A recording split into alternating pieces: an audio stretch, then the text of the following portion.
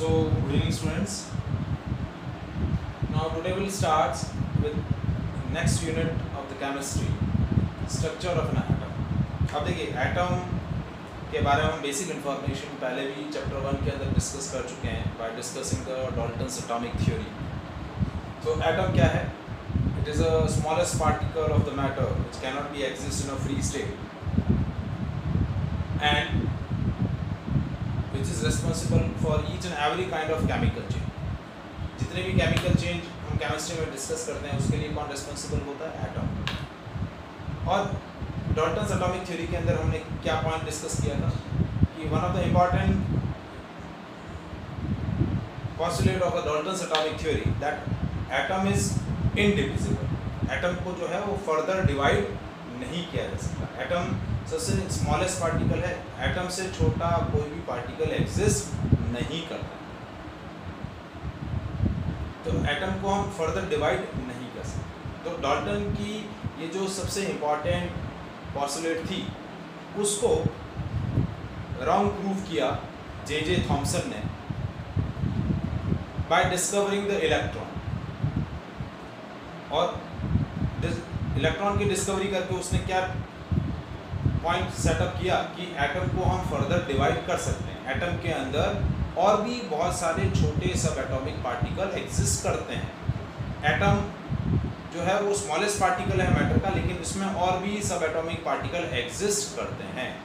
तो जब जे थॉमसन ने इलेक्ट्रॉन की डिस्कवरी करी 18वीं सेंचुरी के अंदर, तो उससे जो डाल्टन थ्योरी का जो मेन पॉइंट था कि द एटम इज इनडिविजिबल, वो जो है वो पॉइंट आपका वायलेट हो गया ऑटोमेटिकली कि एटम के अंदर और भी बहुत सारे सब एटॉमिक पार्टिकल्स एग्जिस्ट करते हैं. तो हमारा जो फर्स्ट पॉइंट है वो है सब atomic particles of an atom. पहला हमारा जो पॉइंट है वो है एटम के अंदर कौन से सब एटॉमिक पार्टिकल एग्जिस्ट करते हैं. तो एटम के अंदर मेनली 3 सब एटॉमिक पार्टिकल एग्जिस्ट करते हैं: इलेक्ट्रॉन, प्रोटॉन और न्यूट्रॉन.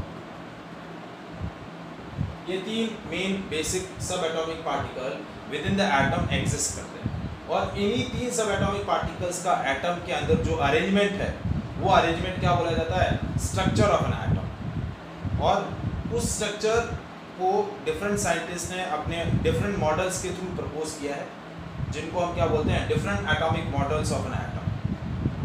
इसमें से सारे मॉडल्स जो हम यहाँ डिस्कस करने वाले हैं वो सारे मॉडल आप ऑलरेडी पहले भी 9th स्टैंडर्ड के अंदर डिस्कस कर चुके हैं. Thomson atomic model, Rutherford atomic model and Bohr's atomic model. ये तीनों मॉडल आप ऑलरेडी पहले भी डिस्कस कर चुके हैं. लेकिन इस यहाँ जो अब हम डिस्कस करने वाले हैं 11th के अंदर थोड़ा सा उसका एडवांस फॉर्म रहेगा. बेसिक्स वही है जो वहाँ हमने पढ़े थे, थोड़ा सा इसके अंदर एनहांसमेंट होगा, मैथमेटिकल पार्ट ज़्यादा इंक्लूड हो जाएगा. ठीक है. सो 3 सब एटॉमिक पार्टिकल्स है: इलेक्ट्रॉन, प्रोटॉन और न्यूट्रॉन. तो सबसे पहले डिस्कवरी हुआ इलेक्ट्रॉन का, और electron was discovered by J Thomson by performing an experiment. That experiment is named as electric discharge of gases. उस एक्सपेरिमेंट का नाम क्या था? Electric discharge of gases. और सबसे पहले हम जो पॉइंट डिस्कस करने वाले हैं वो है discovery of an electron.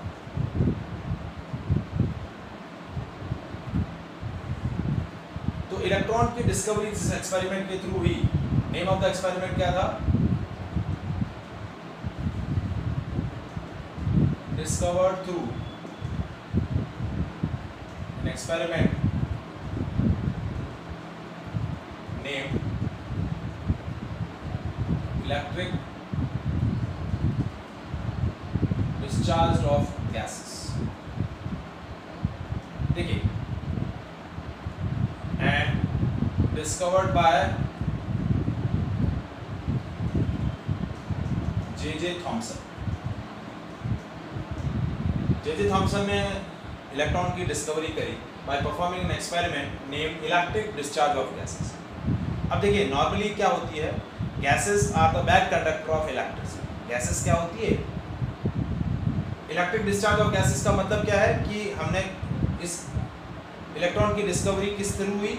Gases के अंदर जब इलेक्ट्रिसिटी पास की गई, गैस के अक्रॉस जब हाई वोल्टेज अप्लाई किया गया, इलेक्ट्रिसिटी पास की गई, तब उस एक्सपेरिमेंट के थ्रू इलेक्ट्रॉन का डिस्कवरी हुआ। बट प्रैक्टिकली क्या होता है, गैसेस जो होती हैं, gases are the bad conductor of electricity. Gases से जो है इलेक्ट्रिसिटी इजीली पास नहीं होती, क्योंकि गैस के जो पार्टिकल्स होते हैं वो एक दूसरे से बहुत दूर दूर होते हैं, उनके बीच में बहुत गैप होता है, हाईली एनर्जेटिक होते हैं, तो वो इलेक्ट्रिसिटी का कंडक्शन नहीं कर पाते, तो that's why they are bad conductor of electricity. तो थॉमसन ने क्या किया, एक ग्लास ट्यूब लिया, that glass tube is known as cathode ray tube. उस ट्यूब को क्या बोला गया? CRT tube, cathode ray tube. एक ग्लास ट्यूब लिया, उस ग्लास ट्यूब के दोनों एंड पर 2 मेटल इलेक्ट्रोड प्लेस किए और उन मेटल इलेक्ट्रोड के अक्रॉस हाई वोल्टेज अप्लाई किया। By applying high voltage and decreases the pressure of gas, यानी high voltage and low pressure जब अप्लाई किया तो उन्होंने क्या ऑब्जर्व किया कि some invisible rays are originate from the cathode, and these invisible rays which are originate from the cathode are known as cathode rays। उन race को क्या बोला गया? Cathode rays. और जब उन कैथोड रेस की प्रॉपर्टीज को एग्जामिन किया गया तो क्या पता चला कि these cathode rays are made up from negatively charged particle, means cathode rays are negatively charged rays and these negatively charged particles are electrons। उन negatively charged particles को क्या बोला गया? इलेक्ट्रॉन। मतलब थॉमसन ने जो एक्सपेरिमेंट किया इलेक्ट्रिक डिस्चार्ज ऑफ गैसेस, उस एक्सपेरिमेंट के थ्रू किसकी डिस्कवरी हुई? कैथोड रेज की डिस्कवरी हुई। किसकी डिस्कवरी हुई? कैथोड रेज की। और जब उन कैथोड रेज की प्रॉपर्टीज को एग्जामिन किया गया तो उन कैथोड रेज की प्रॉपर्टीज से पता चला कि ये रेज जो है वो नेगेटिवली चार्ज पार्टिकल से बनी हुई हैं और ये नेगेटिवली चार्ज पार्टिकल्स क्या हैं? इलेक्ट्रॉन है। क्या है? Means cathode ray is a beam of electron. Cathode rays क्या है? Beam of electron. तो जे थॉमसन ने क्या एक्सपेरिमेंट सेटअप किया? Taking a glass tube,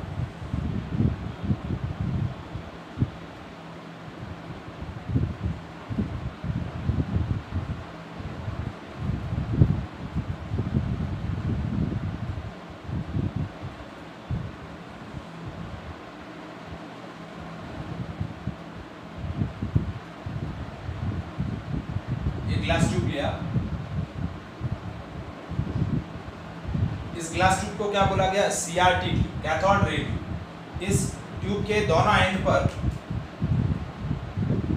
2 metal electrodes लगाए गए। ये 2 मेटल इलेक्ट्रोड्स हैं और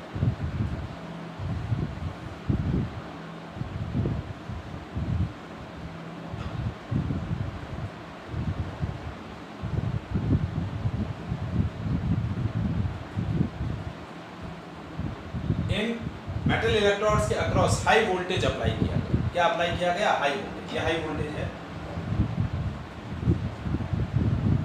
ये मेटल इलेक्ट्रोड है। ये मेटल इलेक्ट्रोड क्या बोला गया? कैथोड, क्योंकि ये बैटरी के या वोल्टेज के नेगेटिव टर्मिनल से कनेक्ट है। और ये इलेक्ट्रोड क्या बोला गया? एनोड। क्या बोला गया? एनोड। और ये आपका वैक्यूम पंप है। वैक्यूम पंप क्यों लगाया गया?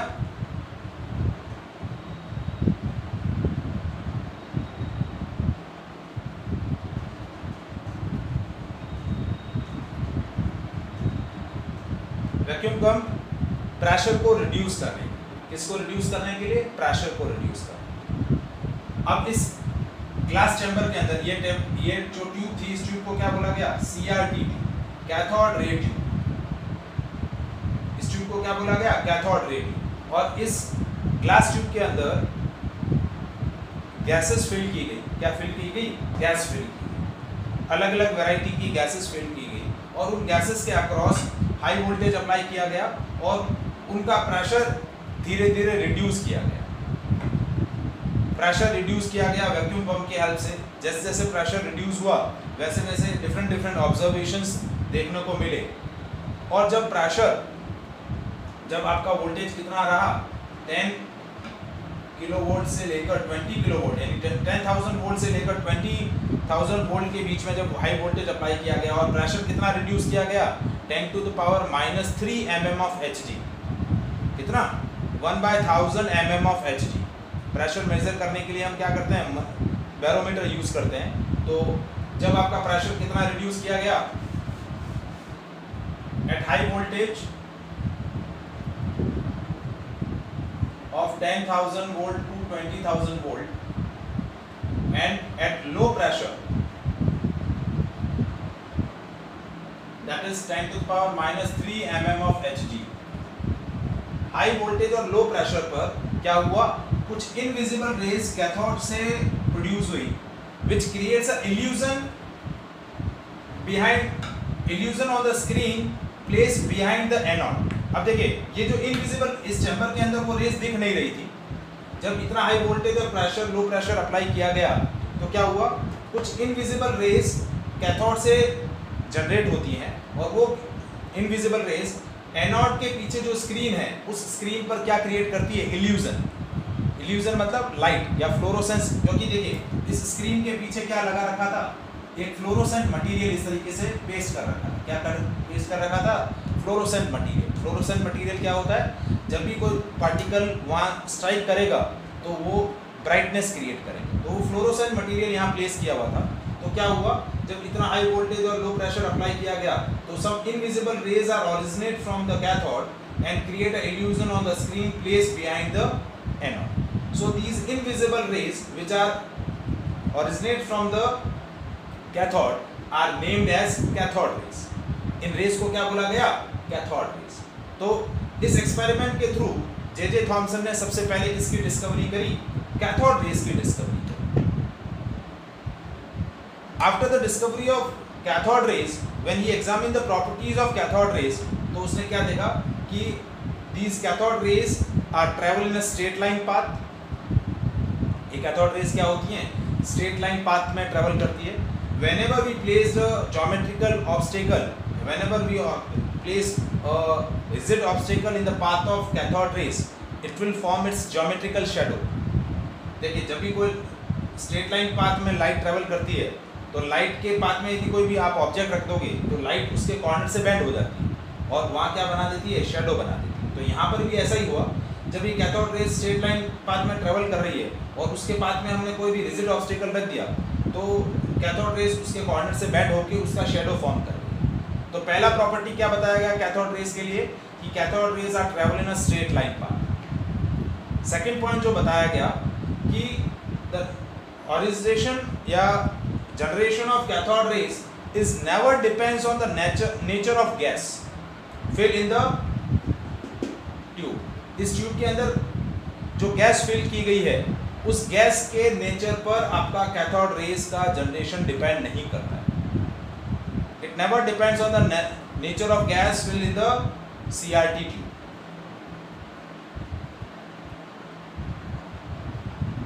Now, when these cathode rays are travel in the absence of electric field and magnetic field, they travel in a straight line path. But when we apply a electric field and magnetic field in the path of cathode rays, जैसे cathode rays के path में हमने electric field लगाया, जैसे यहाँ metal plates लगा दी और उसको क्या बैटरी से कनेक्ट कर दिया, तो क्या देखा, ये पॉजिटिव बैटरी, ये नेगेटिव प्लेट है। तो कैथोड रेस क्या हो रही है, नेगेटिव प्लेट की तरफ क्या हो रही है, डाइवर्ट हो रही है। तो जब इलेक्ट्रिक फील्ड और मैग्नेटिक फील्ड अप्लाई किया गया, so cathode rays are deviated from its path as we apply the electric field and magnetic field. तो जब इलेक्ट्रिक फील्ड अप्लाई किया तो they will be move towards the negatively charge plate. Sorry मैंने गलत बोला, negatively charge plate की तरफ नहीं मूव करेगी, पॉजिटिवली चार्ज प्लेट की तरफ मूव करेगी, क्योंकि cathode rays are made up from negatively charge particle. So these cathode rays are deviate towards positively charge plate.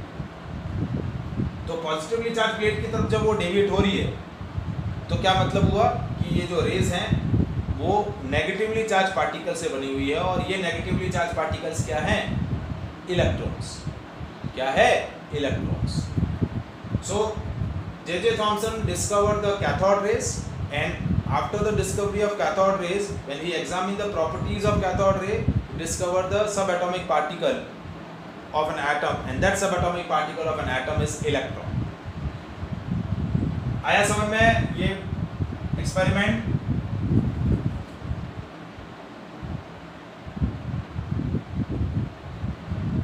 Is it clear?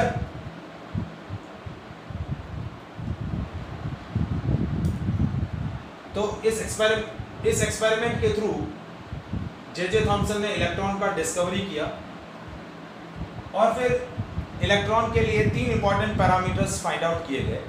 First parameter it's E/m ratio, second parameter charge of electron, and third parameter mass of the electron. तो electron का जो E/m ratio आता है, कौन सा ratio? E/m ratio. E/m ratio. E/m ratio क्या होता है? चार्ज टू द मास.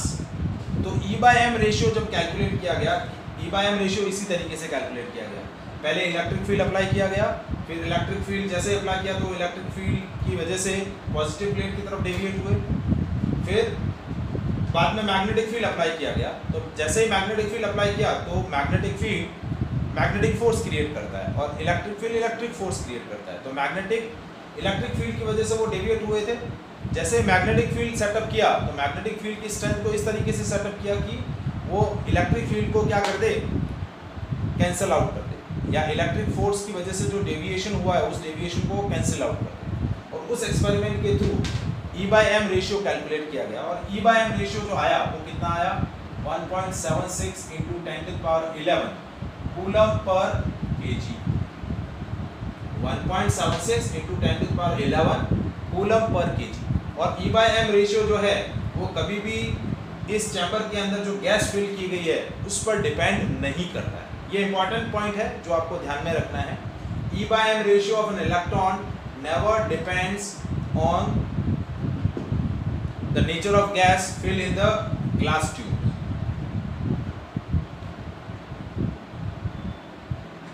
फिर नेक्स्ट पॉइंट आया चार्ज ऑफ इलेक्ट्रॉन. तो इलेक्ट्रॉन का जो चार्ज है वो किसने डिस्कवर किया? मिलिकन ने, bye performing an experiment, Millikan oil drop experiment. और उस एक्सपेरिमेंट के थ्रू चार्ज ऑफ इलेक्ट्रॉन कितना आया? -1.6 × 10⁻19 कूलम. ये आपका चार्ज ऑफ इलेक्ट्रॉन आया. चार्ज ऑफ इलेक्ट्रॉन किसने डिस्कवर किया था? मिलिकन ने, bye performing an experiment named Millikan oil drop experiment. और तीसरा पैरामीटर है मास ऑफ एन इलेक्ट्रॉन. तो मास कैसे निकाला गया? Charge upon E/m. चार्ज को E/m रेशियो से डिवाइड किया, चार्ज को E/m रेशियो से डिवाइड किया तो मास कितना आया? 9.1 × 10⁻31 kg. तो इलेक्ट्रॉन का एब्सोल्यूट मास कितना है? 9.1 × 10⁻31 kg. ये सिर्फ नेगेटिव साइन क्या बता रहा है? कि वो नेगेटिवली, पोलैरिटी उसकी नेगेटिव है, वो नेगेटिवली चार्ज पार्टिकल है. तो यहाँ सिर्फ इस मैग्नीट्यूड को इस मैग्नीट्यूड से जब हम डिवाइड करेंगे तो मास ऑफ इलेक्ट्रॉन कितना आएगा? 9.1 × 10⁻31 kg. तो ये 3 इंपॉर्टेंट पॉइंट है. E/m रेशियो पहला, चार्ज ऑफ एन इलेक्ट्रॉन दूसरा, और मास ऑफ एन इलेक्ट्रॉन ये तीसरा. E/m रेशियो है 1.76 × 10⁻11 coulomb per kg. Charge of electron है -1.6 × 10⁻19 कूलम, और मास ऑफ इलेक्ट्रॉन है 9.1 × 10⁻31 kg.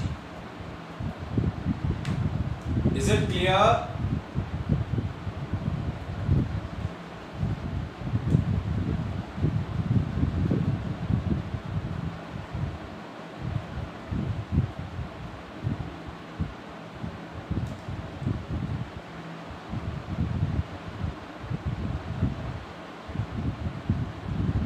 ठीक है.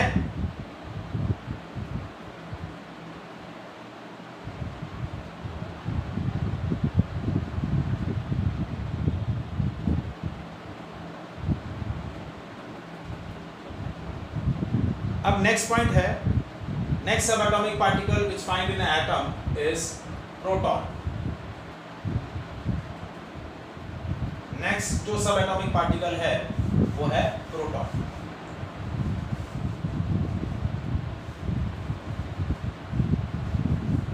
हाँ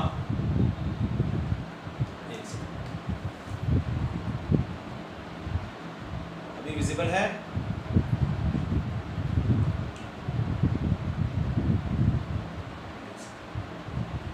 डिस्कवरी ऑफ प्रोटॉन. मैं डिस्कनेक्ट करके वापस कनेक्ट कर रहा हूँ. वापस कनेक्ट होइए सारे लोग.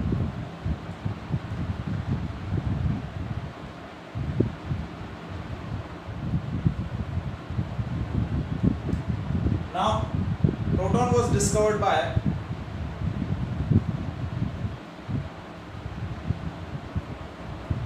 Goldstone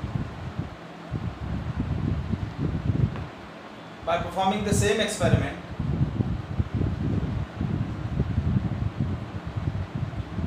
Discovered through electric discharge of gases.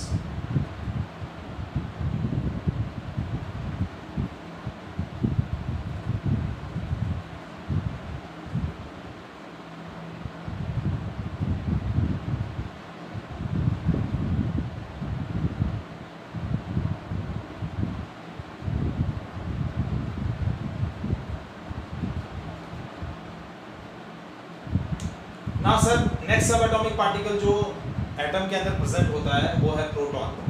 Now proton discovered by Goldstone by performing the same experiment, electric discharge of gases. अब इस एक्सपेरिमेंट में क्या चेंजेस किए गए? Now Goldstone taking a glass tube. In this tube he filled a different gas and apply a high voltage across it. But this time उसने क्या किया?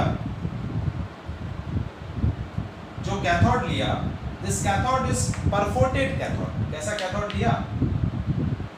Perforated cathode. Perforated cathode क्या होता है? Perforated कैथोड मतलब उस कैथोड के अंदर छोटे-छोटे होल्स थे. क्या थे? Holes.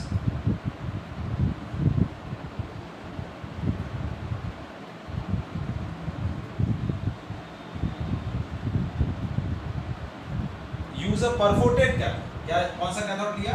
Perforated cathode.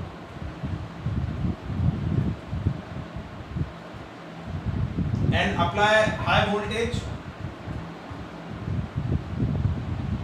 Across the electrodes and across the gas fill in the chamber. और यहाँ ये सेम यही वैक्यूम पंप है. So by applying a high voltage and by decreasing the pressure of the gas, he examined that some invisible rays are originate from the anode this time, and they cross the perforated cathode and create the illusion behind the illusion on the screen placed behind the cathode. इस बार क्या हुआ? कुछ invisible rays anode से generate हुई जो इस perforated cathode से पास हो गई, और इस कैथोड के पीछे जो स्क्रीन थी उस स्क्रीन के ऊपर फ्लोरोसेंट मटेरियल प्लेस था. उस फ्लोरोसेंट मटेरियल पे उन्होंने क्या क्रिएट किया? इल्यूजन क्रिएट किया. So these invisible rays which are originate from the anode are known as anode rays. तो सबसे पहले किसकी डिस्कवरी हुई? Discovery of anode raise.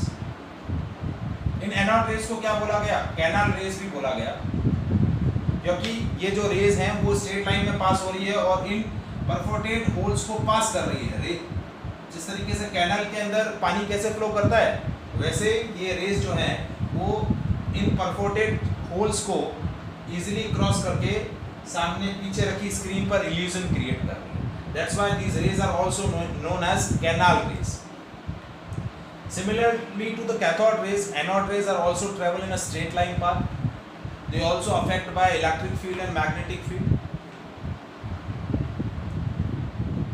But the generation of anode rays is depends on the nature of gas filled in the chamber. Cathode rays जो है वो gas के nature पे डिपेंड नहीं करती, जबकि एनोड रेज का जनरेशन जो है इस चैम्बर के अंदर जो गैस फिल थी उस गैस के नेचर पे डिपेंड करता है। और जब इन एनोड रेज की प्रॉपर्टीज को डिस्कस और डिटेल से डिस्कस किया गया तो क्या एग्जामिन हुआ कि ये anode rays positively charge particle से बिल्टअप है, और ये पॉजिटिवली चार्ज पार्टिकल जो है वो पॉजिटिवली चार्ज पार्टिकल क्या बोलेगा, प्रोटॉन। और प्रोटॉन का जो E/m रेशियो होता है वो E/m रेशियो फिक्स नहीं होता, वो गैस के नेचर पे डिपेंड करता है। जैसा गैस फिल करेंगे वैसा आपका प्रोटॉन के लिए E/m रेशियो रहेगा, क्योंकि जैसे डिफरेंट गैस लेंगे उसके अंदर मल्टीपल प्रोटॉन प्रेजेंट हो सकते हैं, तो it depends on the nature of gas. जबकि इलेक्ट्रॉन का जो E/m रेशियो होता है वो फिक्स होता है, वो नेचर ऑफ गैस पे डिपेंड नहीं करता है। कोई भी गैस इस चैम्बर में लेंगे इलेक्ट्रॉन के लिए E/m रेशियो फिक्स रहेगा, लेकिन प्रोटॉन के लिए E/m रेशियो जो है वो वेरिएबल होता है, वो नेचर ऑफ गैस पे डिपेंड करता है। प्रोटॉन जो है पॉजिटिवली चार्ज पार्टिकल है, तो प्रोटॉन का जो चार्ज होगा वो कितना रहेगा, +1.6 × 10⁻⁻19 कूलम। और मास ऑफ प्रोटॉन जो होगा वो कितना होता है, 1.672 × 10⁻⁻27 kg। ये अप्रोक्सीमेट इलेक्ट्रॉन के कंपैरिजन में 1831 kg ज़्यादा है, मतलब 2000 टाइम्स ज़्यादा है प्रोटॉन का मास। प्रोटॉन जो है इलेक्ट्रॉन के कंपैरिजन में अराउंड 2000 kg ज़्यादा होता है, 2000 किलो उसका मास ज़्यादा है प्रोटॉन का मास। तो ये मास ऑफ ये चार्ज ऑफ प्रोटॉन है +1.6 × 10⁻⁻19, और मास ऑफ प्रोटॉन कितना है 1.672 × 10⁻⁻27 kg। Is it clear?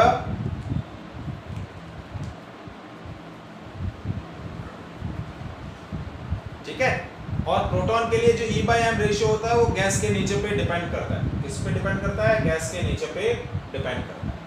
अब तीसरा सब एटॉमिक पार्टिकल आया न्यूट्रॉन, और न्यूट्रॉन की डिस्कवरी जो है वो 19th सेंचुरी के अंदर हुई है, 1931 के अंदर। ठीक है, बहुत इलेक्ट्रॉन और प्रोटॉन की डिस्कवरी के बहुत बार, और इसको डिस्कवर किया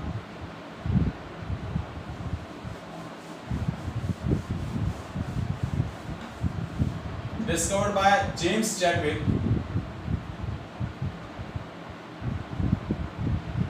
through an experiment related to the radioactivity.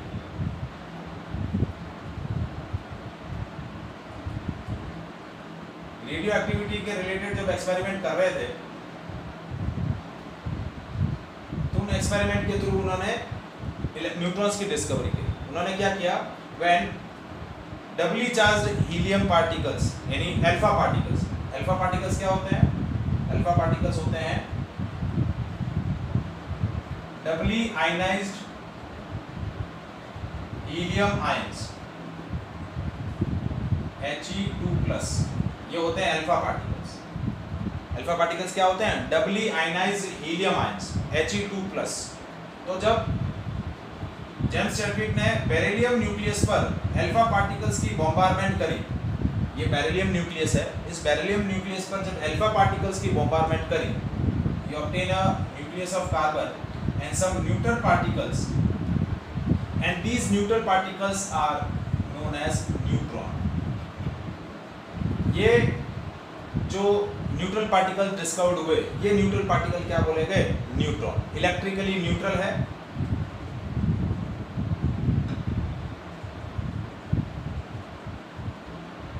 और इनका जो मास होता है वो प्रोटॉन के जितना रहता है, प्रोटॉन से थोड़ा सा ज़्यादा है, 1.675 × 10⁻⁻27 kg। ये इनका न्यूट्रॉन का एब्सोल्यूट मास है, 1.675 × 10⁻⁻27 kg।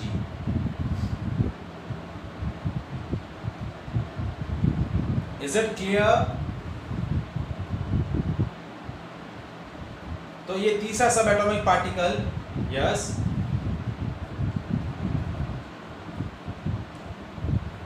हाँ बोलिए क्या हुआ?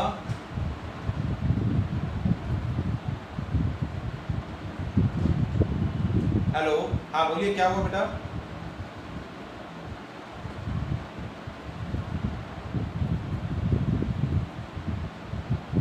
So this is the third subatomic particle which find in the nucleus. तो find in the atom. तो तीन सबएटॉमिक पार्टिकल एटम के अंदर हैं, इलेक्ट्रॉन, प्रोटॉन और neutron. Electron negatively charge particle है, प्रोटॉन पॉजिटिवली चार्ज पार्टिकल है, न्यूट्रॉन इलेक्ट्रिकली न्यूट्रल है। सबसे ज़्यादा हैवी जो है वो न्यूट्रॉन होता है, उससे लेस थोड़ा सा, मतलब न्यूट्रॉन प्रोटॉन सेम है। न्यूट्रॉन है 1.675 × 10⁻27 और प्रोटॉन है 1.672 × 10⁻27 और इलेक्ट्रॉन का मास होता है 9.1 × 10⁻31 kg। इसका चार्ज जो है वो इलेक्ट्रिकली न्यूट्रल है। क्या है? Electrically neutral. देखिए मैं टेबुलर फॉर्मेट में ही आपको बताऊं तो इलेक्ट्रॉन, ये प्रोटॉन और ये न्यूट्रॉन।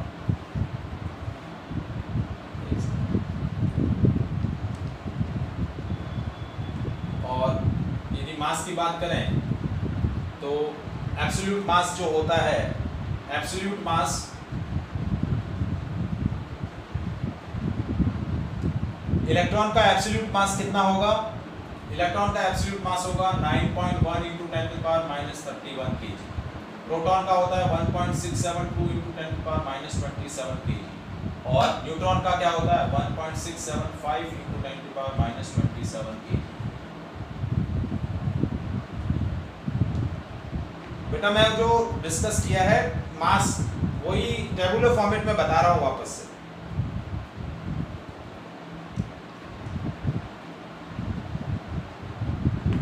फिर रिलेटिव मास क्या होता है? रिलेटिव मास कैसे निकलता है? इस एब्सोल्यूट मास को जब हम क्या करेंगे 1 AMU से डिवाइड करेंगे। किससे डिवाइड करेंगे? 1 AMU से। तो वो आता है आपका रिलेटिव मास। क्या आता है? Relative mass. तो रिलेटिव मास इसका होता है 1.00722, इसका होता है 1.00866 और इलेक्ट्रॉन का जो होता है बहुत ही कम रहता है 0. ये मास मुझे एक सेकंड कैलकुलेट करना पड़ेगा, कैलसी से एक सेकंड कैलकुलेट कर लेता हूँ।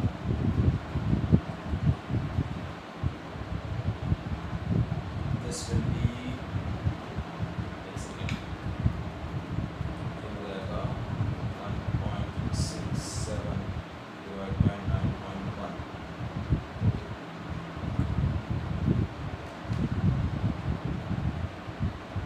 होगा 0.1835, नहीं और भी छोटा होगा 1835 -17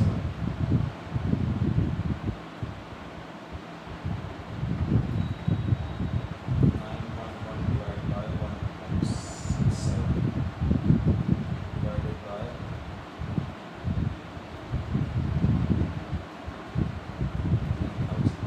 0। ये बहुत छोटा है, ये मास की वैल्यू आएगी आपकी 0.000544। बहुत ही छोटा मास आएगा। कितना आ रहा है? 0.000544। ये आपका इलेक्ट्रॉन का रिलेटिव मास है। अब हम चार्ज की बात करें, रिलेटिव चार्ज जो होगा -1 +1 और 0 और एब्सोल्यूट चार्ज जो होगा वो होगा -1.6 × 10⁻19, ये होगा +1.6 × 10⁻19 और ये 0। तो ये आपको इंफॉर्मेशन चार्ज E/m रेशियो